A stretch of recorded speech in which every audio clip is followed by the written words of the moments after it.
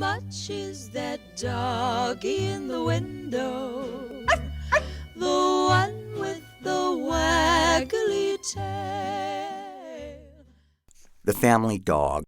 How much is that doggy in the window? I do hope that doggy is for sale. 1. Childhood.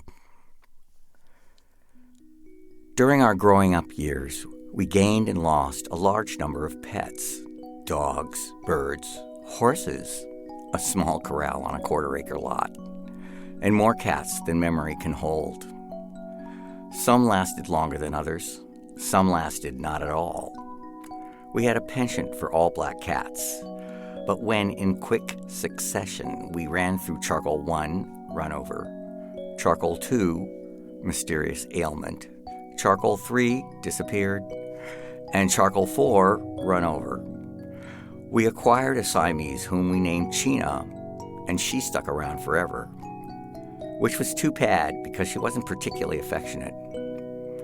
My sister Alice distilled the hard-won wisdom of our transient feline population into an aphorism that can only offer cold comfort. Cats are fungible. But dogs, as all pet owners know, are different. Your dog believes you are the center of the universe. Your cat knows you are only here to serve. Or, as the oft-repeated saw goes, dogs have masters, cats have staff. Dogs are bounded to their human companions in ways that can range from the casual to the pathological. And of course, different breeds have different personalities. The family dog can say a lot about the family.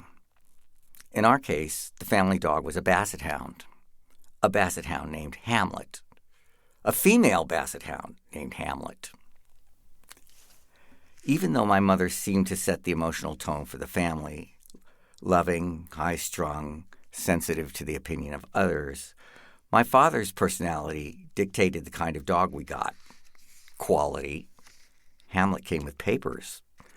A voracious appetite, a laid-back affect, goopiness, and a great bargain. Our neighbors had bred several litters, and when it was finally decided that we should have a dog, they promised us the runt of the next batch. This was not ungenerous. Lola was pedigreed, and her pups sold for $50 a head. We were getting Hamlet for free. Where did the name come from? My father, I would guess. He wasn't a literary man, so how he landed on the Great Dane, a mis-species joke there, is anybody's guess. But his penchant for odd names extended to our cars.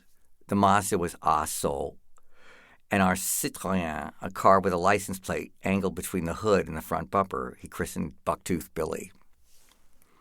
Having chosen the name, he assumed the gender and ordered the dog tag. But though man proposes, God disposes, and the runt of the litter came out female. Keinsagen. In a bit of rabbinical sophistry, my father announced our dog's name was Lady Hamlet, and that was that. But we never used the honorific. Hamlet she was throughout the 14 years of her life. What arrived from our neighbors was a little ball of life inside great folds of skin with 2 outlandish ears sewn on. She eventually grew into her skin, but never succeeded in filling it up, although it wasn't for lack of trying. We used to pile the extra skin of her cranium into folds on her forehead and say that she was worrying about the stock market. She never worried about anything else. She was a joyous pup and bounced her way into our hearts, and a rubbery creature, too. When Hamlet wagged, everything quivered, ears, collars, and excess skin. My father used to sing, "Must be jelly 'cause Jim don't shake like that. Oh, mama, you're so big and fat." Yet she knew how to play on your heartstrings when she wanted something. More dog food, physical attention, something off your dinner plate. She would aim for your pity with her great brown eyes, and your heart would silently wail with hers. Your head told you that she led the life of Riley, but you wanted to get on all fours and moan along with her. Ooh. It's a sad life when your paws can't operate the can opener and you're way shorter than everybody around you. But Hamlet was able to find solace for her hard lot. She loved having her stomach scratched. The closer to her cunt, the better. Depending on the side you scratched, one leg or the other pumped in convulsive ecstasy, and her tongue lolled lasciviously out of her mouth.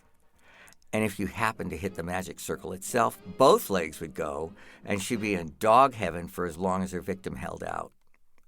When it came to pleasure, modesty and temperance weren't part of Hamlet's conceptual vocabulary. As she got older and stiff joints led a certain dignity to her movements, we told her that a grande dame didn't roll on her back and offer her underside to strangers, but our efforts at inculcating decorum made no headway. It wasn't the nature of the beast. One nickname Hamlet quickly earned was the low-flying slug. She exhibited remarkable aeronautics where food was involved. We had to help her into the back seat of the car, but if we left a piece of cake unguarded on a 4-foot countertop, it was gone in a bound.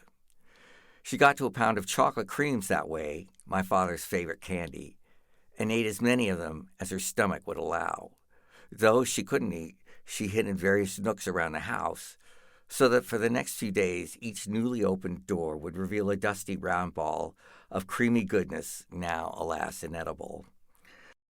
When my father came home that evening, my mother greeted him at the door with the terrible news. "What did you do?" he asked with darkening brow. "I called the vet," my mother replied. "You should have called the pound." Il a de belles couleurs, mon chien, toujours de bonne humeur, mon chien, toujours prêt pour sortir, quand je prends sa laisse, il me comprend bien, on lui donnerait la lune, à mon chien. 2. A Basset in Paris. In 1961, my family moved to Paris, an event from which we never recovered. My mother was unhappy and wanted a drastic change in our suburban lives. My father, too, was anxious that we should know something of life other than the cosseted world of our Pasadena Mesa. I was 11 at the time. Paris meant nothing to me. My concern was, could we bring Hamlet with us? For the first time in my young life, I began to wish seriously on falling stars and to throw coins into wishing wells with a purpose. "We'll see," was all my parents could say. They had no idea of how we would be living in France. So we embarked for Europe, leaving Hamlet with some neighbors. Eventually, 1 month into our adventure, we found an apartment that could accommodate not only our turbulent family, but the dog as well.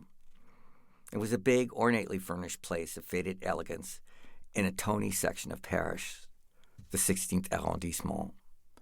A proper dog would have harmonized with the high ceilings and chandeliers of our new home.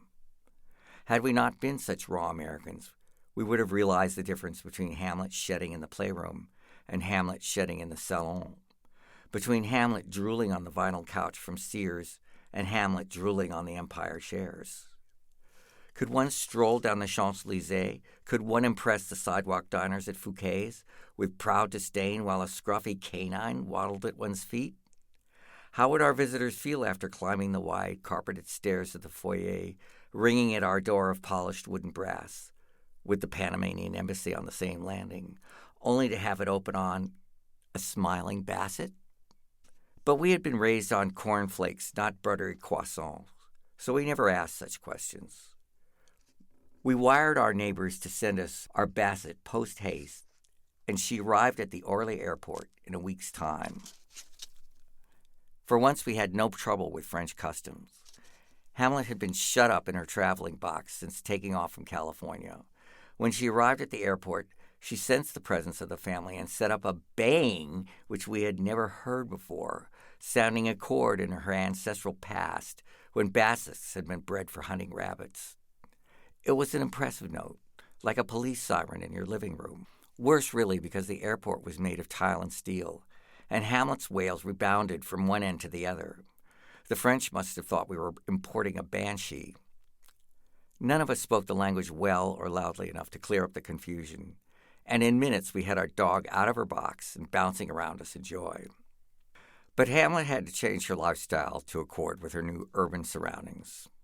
It wasn't easy for a dog used to the freedom of the San Gabriel Mountains to accommodate herself to the constraints of an apartment. She was taken out 6 times a day. The schedule was stable, and everybody had their allotted times. Mine was 4 p.m., just after I returned from school, and again at 8. My older sister took her out in the early morning. My mother went shopping with her at 10. My younger sister made her sortie at noon, and my older brother went for walks with her at night. But Hamlet could never resign herself to the regimen of the leash. Her pace never quite matched that of her companion. She made a great hit on the sidewalks, though. A basset was not a common sight, and she looked so tortured in her collar that even the proverbially stony Parisian hearts would soften. "Does she bite?" they asked. "No, but I do," I replied, for I was 11 and thought that the height of humor. It was during my 4 o'clock walks with Hamlet that I grew to know Paris and its inward life. The housewives shopping with their net string bags, the men playing boule in the park, the white-gray colors of the squat, serried buildings. Hamlet, alas, was less appreciative. I had been given a pair of 3-wheeled skates from Italy, and I would sometimes put these on, forcing Hamlet to trot miserably behind as I rolled down the Champs-Élysées in my schoolboy shorts. On Avenue Foch, with its bordered lawns, tall chestnuts, and signs reading "Ne pas marcher sur la pelouse," we could sometimes let her off the leash if there were no gendarmes about. But Paris is a city of stone and iron, pedestrians and pigeons. Its pocket parks and graded trees could not satisfy a California dog's craving for dusty trails and the smell of sagebrush. Though she liked disbanding parliaments of pigeons, though the world's most famous monuments offered themselves for her peeing pleasure, Hamlet was not enriched by her sojourn in Paris. Unfortunately, she not only urinated on the Arc de Triomphe, a mere 2 blocks away, she left landmarks of her own in our apartment. She knew this was défendu, but acted purely in the spirit of revenge. She did not like to be left alone. When we came back from an evening out, we could be sure of finding a sign of her displeasure. However much we beat her, she was a refractory hound. Because we lived in mortal terror of our concierge, who never did come into the apartment, we were always moving furniture around to hide the latest spot. The concierge and his wife also had a dog, a large standard poodle named Vulcan, who threw himself against the window of their apartment at the appearance of anybody, whether a stranger or a tenant of 10 years' standing. Hamlet regarded Vulcan with disdain. When she was angry, as when some curious male would sniff her backside, she'd growl once, bare her teeth, and turn on her suitor in a flash. End of courtship. As for humans, they never disturbed Hamlet's composure unless they bore food or had rattled her leash.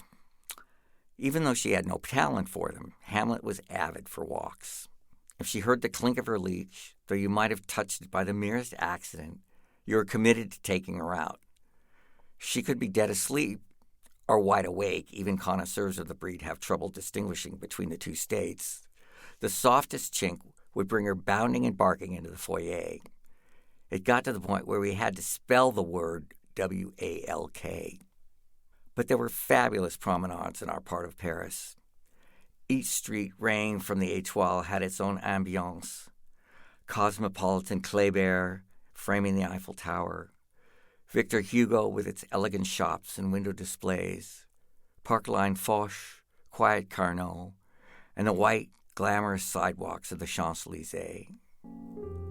My favorite walk was one we sometimes took at night on the quays of the Seine. The windows of Notre Dame might glow in the distance, or we might see a lacework of light ring the Place de la Concorde. But on the quays of the river, it was shadowed, fresh, and lonely. In that dark artery of Paris, we walked in quiet, in leisure, and the veils of nostalgia drop heavily here, in peace. For me, it was in these dark moments, surrounded by the city, that the family found its perfect unity, and Hamlet, as unconscious as we, paddled along the stone quays by the murmuring waters of the Seine.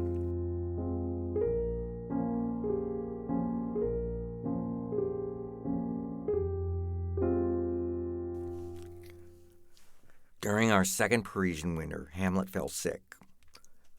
Her spirits grew heavy, her stool turned green, and she looked absolutely miserable. Most alarmingly, she lost her appetite. This was truly a sign of crisis, and we took her to a veterinarian. Being French, he diagnosed Hamlet's problem as liver trouble, and we, being a naive, credulous, possibly thick family, we believed him. Poor Hamlet. We could have brought her in from a traffic accident, and the vet would have attributed the crushed bones and torn flesh to liver trouble. It is the great bête noire of the French medical world. We'd had warnings. When I had fallen sick with pneumonia, a French doctor diagnosed my ailment as liver trouble. Stuffing me with pills and suppositories had delayed my recovery by several weeks, and so we really should have known better. There's only one course of study in France for veterinarians and doctors alike, with the veterinarian degree awarded as consolation prize to those who flunked the exams.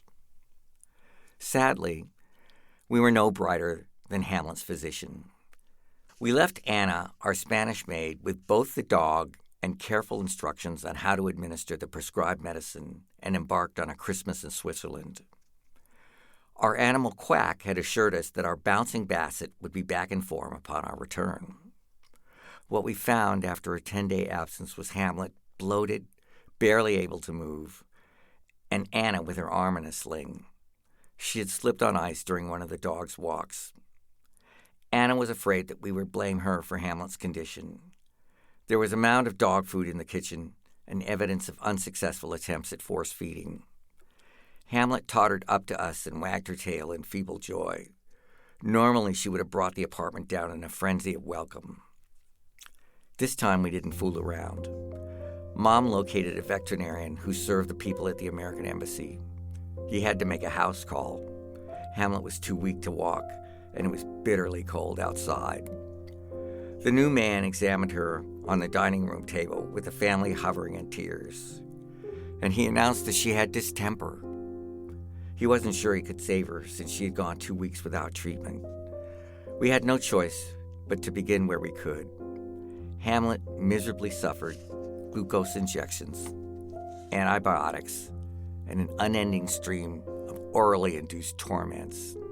For weeks, we ministered to her and watched anxiously for signs that would reveal her fate. When she had to go to the bathroom, we carried her up and down the stairs like a baby to take her outside. It was winter in Paris and miserable weather.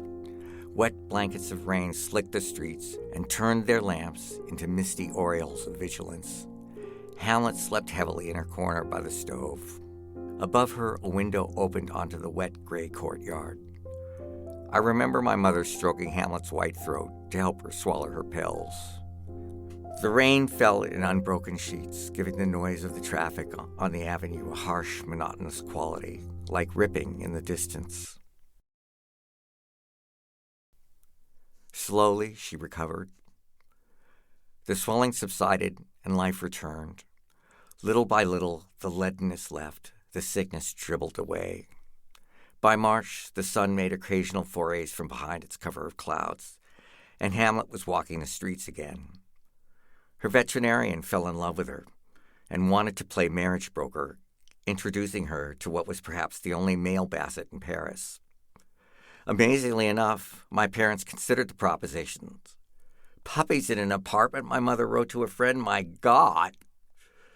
But by the time Hamlet came into heat again, my father had made a fateful decision. The aerospace industry was entering a slump, and it was clear that if he stayed in Europe much longer, he would have difficulty establishing himself back home as a chemical consultant. He recommended that the European office of the company be closed, and it was back to California for us all.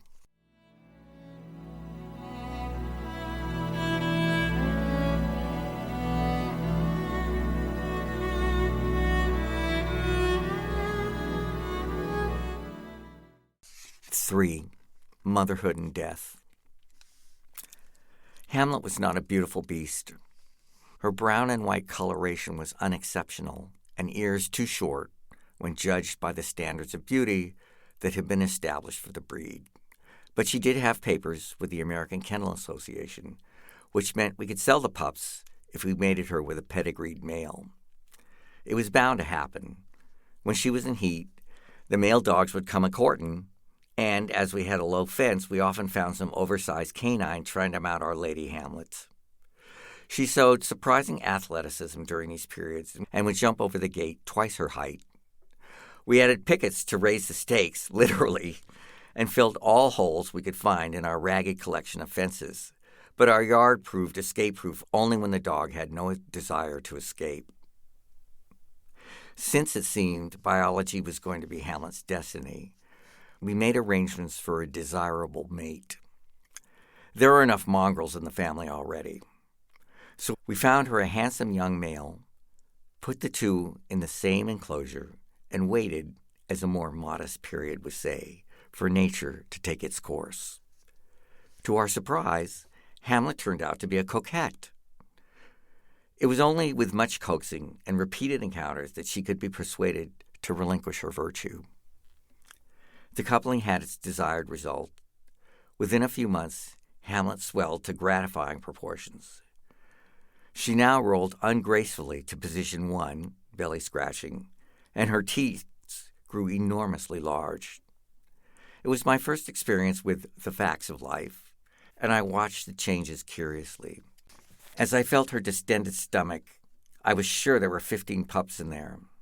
It was the only time Hamlet succeeded in filling her skin. It was a natural childbirth with no complications. Hamlet began her labor in the shoe compartment of my parents' closet. Psychologists, take note. But we gently moved her to a large cardboard box next to the piano in the playroom. This was a fallow period in my intermittent struggle with the instrument, removing one more ambient danger. One by one, 8 pups dropped from Hamlet's body, and she patiently licked the sack from each so that it could come into the world, breathe, and live. 3 pups died within as many days from her infected milk. We took the rest and fed them formula through a doll's baby bottle. Hamlet didn't seem to mind that we had taken over her nurturing duties. To my mother's chagrin, she was once again rising at 2 a.m. to feed the babies. The rest of us attended to the daytime feedings, delighted to see our little furballs swell as they nosed and licked the nipple. When we put them down afterwards, their stomachs distended to the reach of their tiny legs, and they tottered about, filling the air with their whimpers. Somebody came up with the brilliant idea of securing their ears above their heads with a clothespin to afford them less encumbered movement. One brown puppy sported a white question mark on his back. This was Socrates, but the rest, following venerable family tradition, received names from the bard. There was, of course, Ophelia, who actually was a female. Othello wore black, as did Iago. The greediest we christened Falstaff, and the other female, Portia. 3 were tricolor and promised to be real beauties. The pups were a source of delight, and we had worked to keep them alive.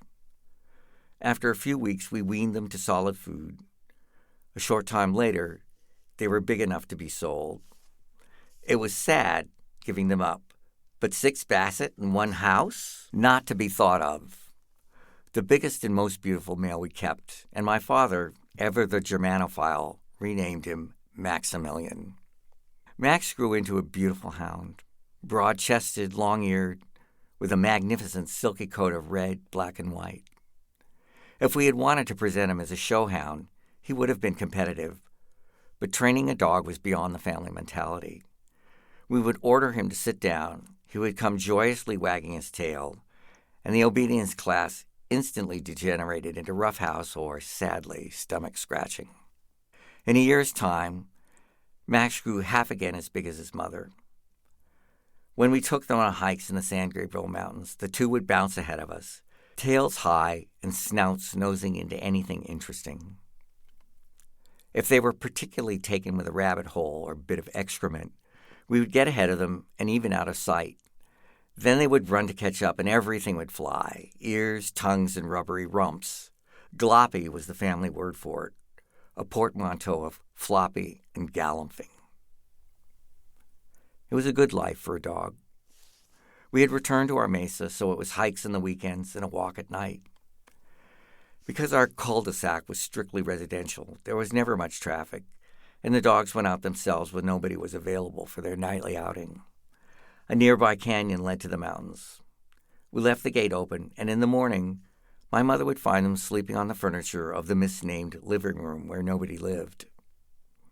At first, she made an effort to protect the good furniture, but that only ensured that the burnt orange upholstered couch and matching wing chairs became their nests of choice. And yet, it is impossible to get angry at a basset, much less a sleeping basset. A sleeping basset is the confirmation of a natural and benign order. Those vouchsafed the vision of a sleeping basset have received an intimation that, as Browning writes, God's in his heaven, all's right with the world. A basset sleeping is as innocent as birdsong or a baby's laughter. Hamlet was a particularly accomplished sleeper, moving fluidly from position 3, side curl, to position 1, supine with limbs spread-eagled. And when she sometimes indulged in a gentle, mellifluent snore, it could only ease the aching heart. When Max slept, it was the only time his ears left him in peace. They were monstrous, a mark of beauty in a basset, and they would have been a problem for a dog with a less devil-may-care attitude. My father would take Max's ears in both hands, tie them over his head, and sing, "Do your ears hang low? Do they wobble to and fro? Can you tie them in a knot? Can you tie them in a bow? Can you throw them over your shoulder like a continental soldier? Do your ears hang low?" Max would sit on the floor looking perplexed. The answer to these existential questions was a lamentable yes. Neither dog could drink water without the ears drooping into the liquid along with their snouts. But mealtime was the real debacle. The French say that one should not eat to live, but live to eat. Yet this ancestral wisdom, basset derives from the French bas, had not survived the Darwinian imperative. The two dogs attacked their dinners with alarming gusto. Large mounds of dog food would disappear in seconds. Considering that mealtime was the summum bonum of their lives, and although we knew they loved us, we held no illusions about the basset's scale of values. One would have thought they'd savor a bit this supreme moment. But the basset appetite should not be taxed with gluttony. They ate, they drank, they were merry, and they lived in the hope for more. It sometimes happened. So we had our two bassets, and they were happy and loving and sweet. And then one night, Alice and her boyfriend took the dogs on a walk in the canyon. They returned sans basset, but this was not unusual. The following morning, only Hamlet had returned to her spot on the living room couch. We scoured the neighborhood, fixed signs to telephone poles, put an ad in the newspaper. Silence. Every walk, each ring of the telephone, was sharpened by an anxiety that only dulled slowly with time. We couldn't believe he had been stolen, hoped irrationally that his disappearance was temporary. And I remember poking around the unbuilt fields of the mesa, calling out Max's name with only the stars and dim noise of traffic for answer. The lights of the long, fairy-flecked city stretched out in the basin before me. Someone had seen him and had taken him away. And this was the end of our beauty. They had seen and admired his Pelton form, recognized perhaps that he was a purebred, and they had taken him away. And it was bitter, although not in a way I could then understand, that the thieves had taken him for his beauty without knowing his real beauty. His sweet disposition, his calming affect, the unconditional love he had for us all. And now he was gone.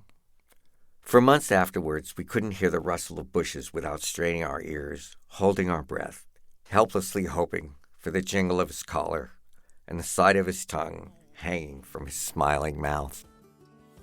And I thought we would be together, go on and on just like that forever. But I was young back then, I guess I just didn't know. Little boys grow up and dogs get old.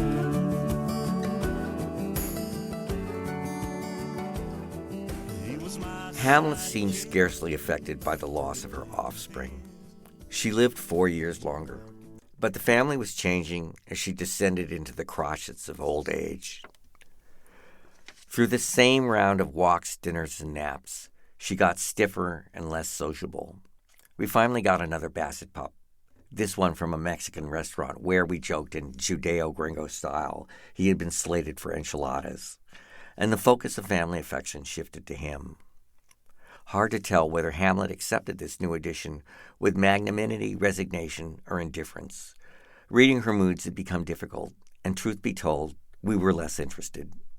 Leo liked Hamlet, however. Leo liked everybody, and was occasionally able to coax her into play. America marginalizes the old. My family was no different. Hamlet became a burden. Her coat turned rough and greasy, and she drooled in her sleep. We joked that when she died, we'd have her stuffed, put a drool machine in her, and move her from chair to chair. She'd continue to shed, and it would be as if she'd never left.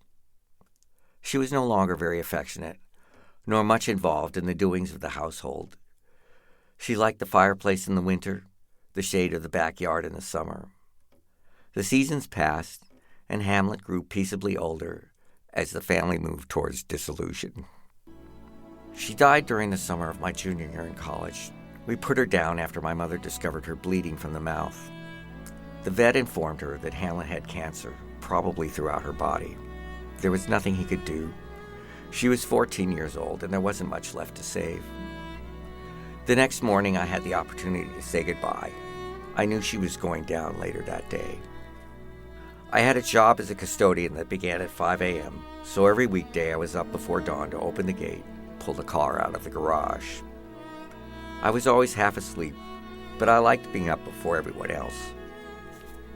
At the sound of the gate scraping against the asphalt, Hamlet pushed her way heavily through the pet door and came towards me. This was not typical behavior, but how could she know? It was cool in the dry desert morning.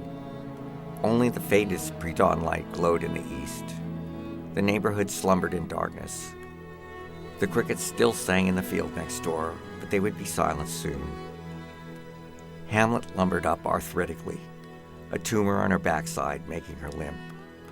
I felt through the greasy brown fur with my fingers, and she whined. This is the way the world ends. This is the way the world ends. This is the way the world ends. Not with a bang, but a whimper. Ah, poor baby, I said, and took her head in my hands. As I kissed the top of her skull, that smell, the smell of dissolution, entered my nostrils. The pity died within me, and I stayed bent, almost experimentally, to see what would come. A light breeze rustled the leaves of our backyard fruit trees. Nothing. The image of sprinklers watering our thirsty lawns in summer flashed before me. Again, nothing. What connection did this aching, smelly carcass have with my memories of our walks in Paris, our mountain hikes, the balls retrieved and the stomach scratched, the pain and laughter of a family that had grown up, separated, left, and had to leave and would have each one to know separation, loneliness and death, the loss of love, and certainly the loss of those one loved. Nothing. Sentimental rubbish. Nothing. The light in the east grew brighter. I would be late for work. Goodbye, old paint, I said, patting Hamlet for the last time. Then I climbed in my car, turned the ignition, and drove, clear-eyed and empty, into the L.A. dawn.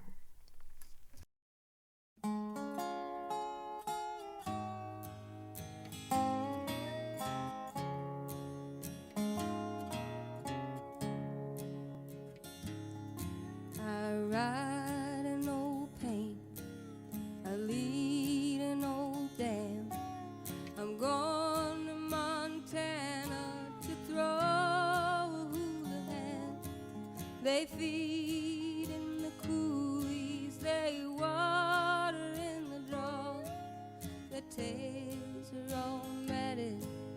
the back